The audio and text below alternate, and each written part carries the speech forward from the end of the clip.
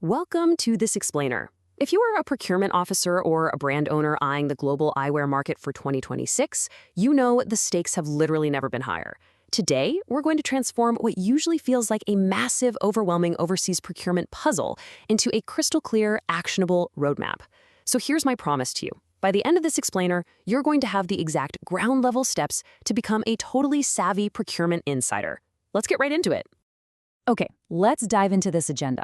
First, we're looking at the global powerhouse, then we'll decode the geographic clusters, profile the top manufacturers for 2026, cover those absolutely crucial QC checks, and finally, we'll map out your exact sourcing workflow. Section 1, the global eyewear powerhouse. Now, as we look at the 2026 market, the challenge you're facing isn't just about finding a factory. It's really about finding the exact right one for your specific brand tier. And to do that, we got to look at where the manufacturing scale actually lives. Just take a look at this staggering statistic. China is producing over 70% of the world's sunglasses. That means the remaining 30% is literally the rest of the globe combined. There's no way around it. China is the undisputed powerhouse in this industry. Mastering this highly specialized supply chain? Well, it isn't just an option for your brand anymore. It is absolutely vital to your success and your margins in 2026. Section 2, decoding the geographic clusters.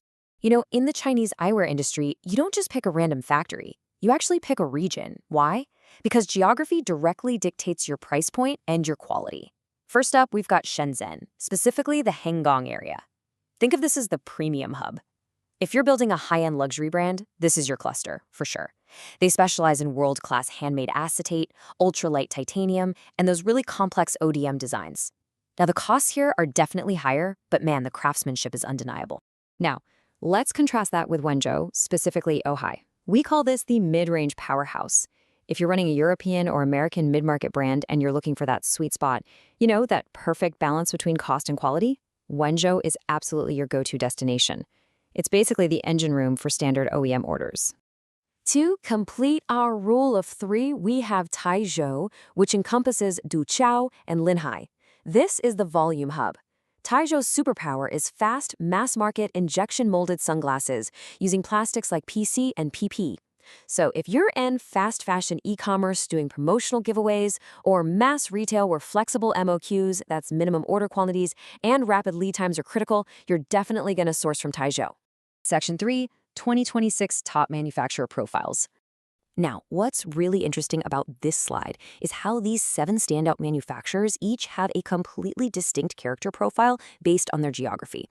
Let's start with the heavy hitters, grouped by their scale and market.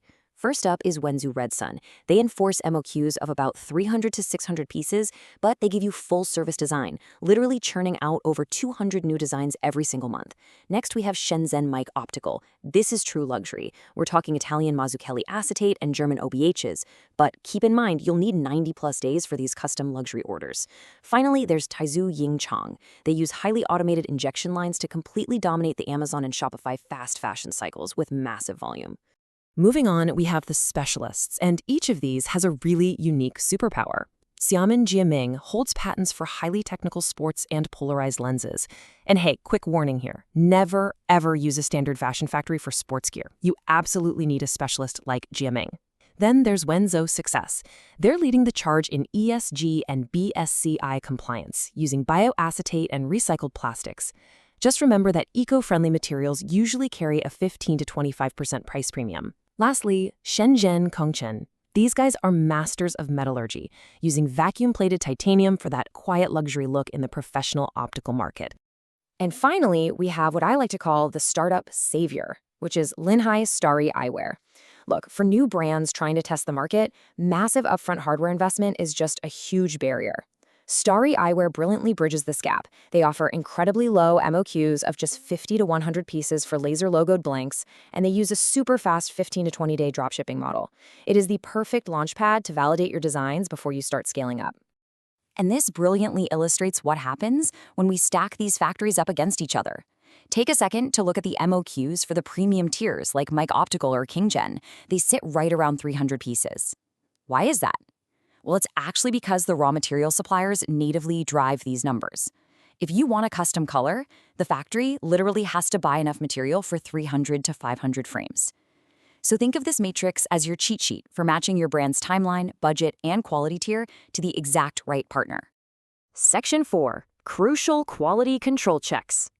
Okay, we need to shift our narrative to risk mitigation for a minute because the price per unit you negotiate is really only a fraction of your total cost of ownership. If you ignore compliance, cheap units become very expensive mistakes. Let's look at the strict safety standards for major markets. If you're selling into the EU, you absolutely need CE marking and EN/ISO 12312-1 certification. Over in the USA, sunglasses are actually classified as FDA Class I medical devices, meaning you must pass the drop ball test for impact resistance. No way around it.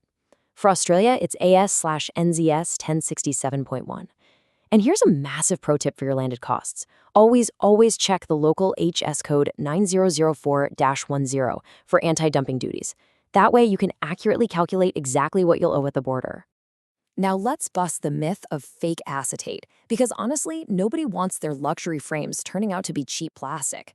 Some factories will claim a frame is acetate when they're actually using acetate-injected plastic. So here are your physical gotcha checks. True handmade acetate is cut directly from sheets. It has a really deep luster, contains a metal wire core right in the temples, and is easily adjustable with heat. Injection plastic, on the other hand, has visible mold lines, it's way less durable, and it can't be easily adjusted. Always empower yourself by requesting a material composition report from the factory. And if they're claiming eco-materials, demand the GRS or ISCC lab tests. Beyond just the frames, we've got to talk about lens quality standards. In 2026, consumers are highly educated on eye health. You must rigorously verify these specs during pre-shipment inspections. Filter Category 3 is the standard for general use. UV 400 for total UV protection is absolutely non-negotiable. And hey, if your factory claims the lenses are polarized, do not just take their word for it. You must verify it with a polarization tester before anything ships. Section 5. Your sourcing workflow. Let's move to and see how this builds into some actionable closure. We know the regions, we know the factories, and we know the quality checks. So here is the exact chronological playbook to build a foolproof process. It starts with the RFQ phase. You're going to send a highly detailed tech pack specifying exact materials like TAC, PC, or CR39 for the lenses. Next is sampling. You'll pay around $50 to $150 for this, but frame this not just as a product test, but as a completely crucial test of the factory's communication and responsiveness. Third, for larger orders, you'll want to conduct a BSCI or S-Meta social audit to protect your brand from ethical risks. And finally, inspection. You order a third-party pre-shipment inspection, or PSI, before anything ever leaves China. So the crucial point is $30,000. That is the cost of a single container of unsellable, non-compliant stock arriving at your warehouse. Think about that. A simple $300 third-party inspection before the goods leave the factory can save you this massive business-ending loss. Literally, never skip the inspection phase. We've traveled all the way from the macro clusters of Shenzhen and Wenzhou right down to the micro workflows of your RFQ and quality control. So I'll leave you with this provocative thought. Which geographic cluster actually aligns with your brand's 2026 vision? And are you ready to implement these expert procurement steps to absolutely dominate your eyewear sourcing? Thanks so much for joining me for this explainer. Stay focused and happy sourcing.